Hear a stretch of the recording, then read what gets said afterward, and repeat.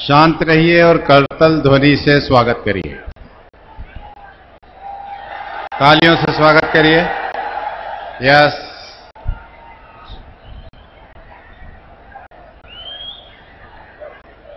मंच पर आसीन सम्मानित नेतृत्व वृंद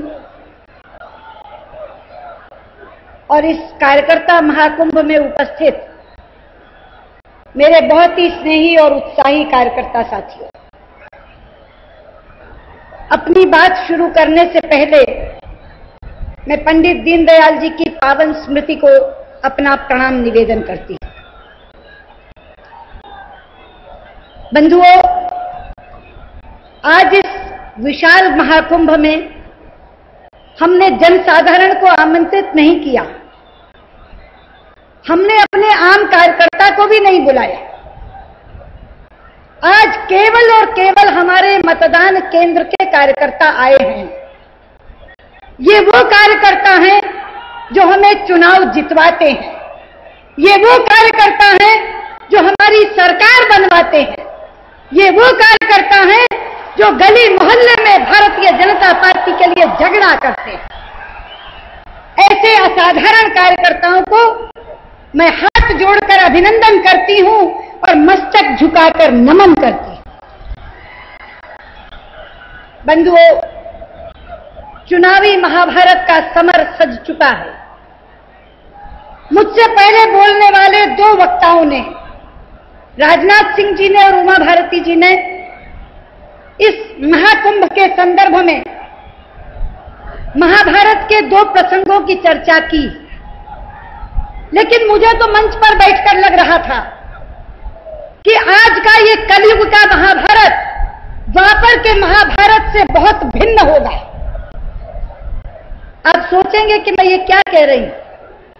ये मैं इसलिए कह रही हूं कि द्वापर के महाभारत में भीष्म पितामह, आचार्य द्रोण, कृपाचार्य, शूरवीर कर्ण धर्मनिष्ठ होते हुए भी कौरवों के साथ खड़े थे।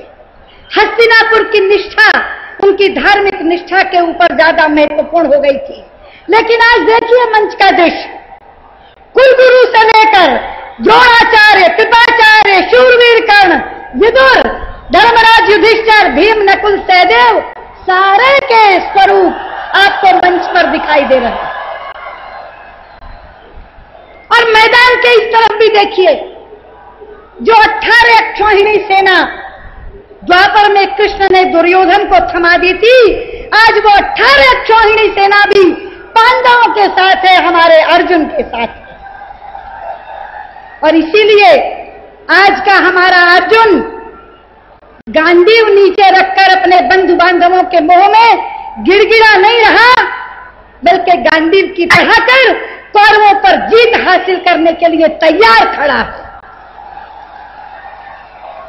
और आप मतदान केंद्र के कार्यकर्ता उसी तैयारी में सम्मिलित होने के लिए आए हैं। आज वो अपने गुरुजन से आशीर्वाद लेने आया है और आप लोगों से सहयोग लेने आया है। इस तैयारी में आपको क्या करना है?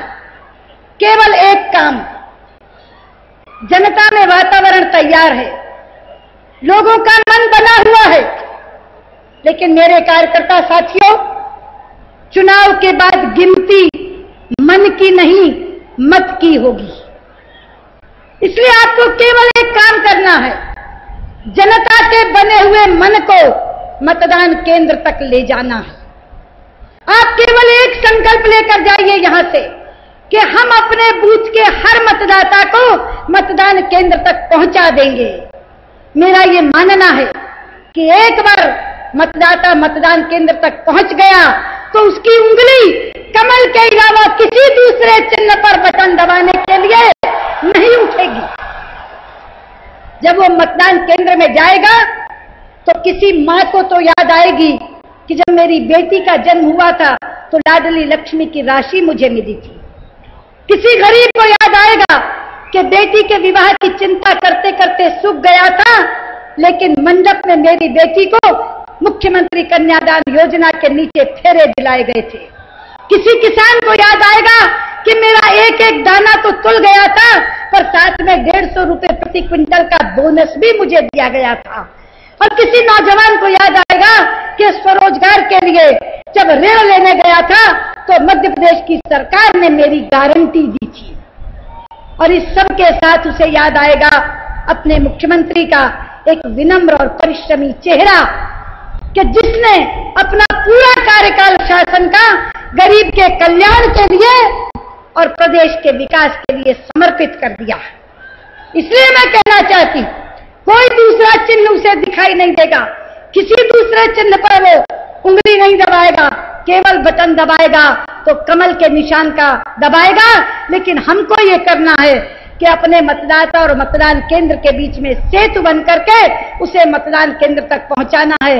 इसलिए मैं अपने आए हुए कार्यकर्ताओं को केवल एक संकल्प दिलाना चाहती हूं, केवल एक संकल्प लेकर जाइए, मतदाता को मतदान केंद्र तक पहुंचाएंगे, तीसरी बार भाजपा को लाएंगे, तीसरी बार भाजपा को लाएंगे। बहुत बहुत धन्यवाद, नमस्कार।